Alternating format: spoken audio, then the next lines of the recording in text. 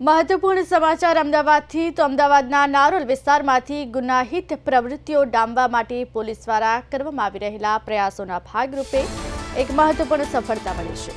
નારોલ પોલીસે બાતમીના આધારે કાર્યવાહી કરતા દેશી હાથ બનાવટના તમંચા કારતૂસ સાથે એક આરોપીને ઝડપી પાડ્યો છે। ઝડપાયેલા આરોપીની ઓળખ અમન ઉર્ફે પાસા હબીબ સંધી તરીકે થઈ છે। આ તમામ મુદ્દામાલની અંદાજિત કિંમત 6000 રૂપિયાથી વધુ જણાવવામાં આવી રહી છે। આ રેડ દરમિયાન પોલીસને અન્ય એક આરોપી સાહિલ ઉર્ફે સેલુ યુસુફભાઈ પટેલ વિશે પણ માહિતી મળી છે, જેને ઝડપી પાડવા માટે પોલીસે હાલ તજવીજ હાથ ધરી છે। નારોલ પોલીસે આર્મ્સ એક્ટની કલમો હેઠળ ગુનો નોંધી કાયદેસરની કાર્યવાહી હાથ ધરી છે। નારોલ પોલીસે તમંચા સાથે એક આરોપીને ઝડપી પાડ્યો છે। 6000થી વધુનો મુદ્દામાલ જપ્ત કર્યો છે। મુદ્દામાલ જપ્ત કરી વધુ તપાસ હાથ ધરી છે। આરોપી અમનને હાલ ઝડપી પાડવામાં આવ્યો છે। નારોલ પોલીસે તમંચા સાથે તેની ધરપકડ કરી છે। જોકે પોલીસે આર્મ્સ એક્ટની કલમ હેઠળ ગુનો પણ નોંધ્યો છે। ગુનો નોંધી વધુ તપાસ હાથ ધરી છે, ત્યારે નારોલ પોલીસને સફળતા મળી છે। વધુ વિગત સાથે અમારા સંવાદદાતા હિમાંશુ પરમાર જોડાઈ ગયા છે।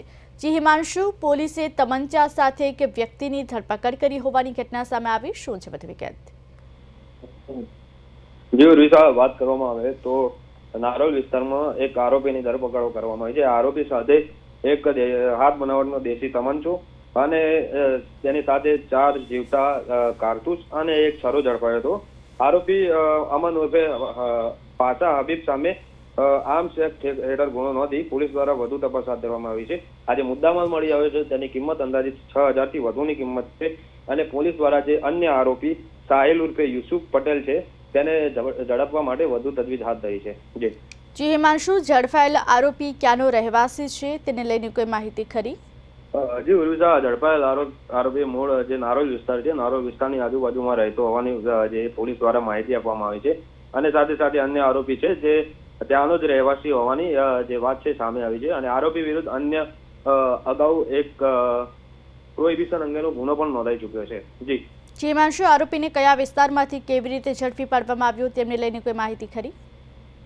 જો વિશે વાત કરું, જે આરોપી છે એ આરોપીની નારોલ વિસ્તારમાં જ નારોલ વિસ્તાર ખાતેથી ધરપકડ કરવામાં આવી છે।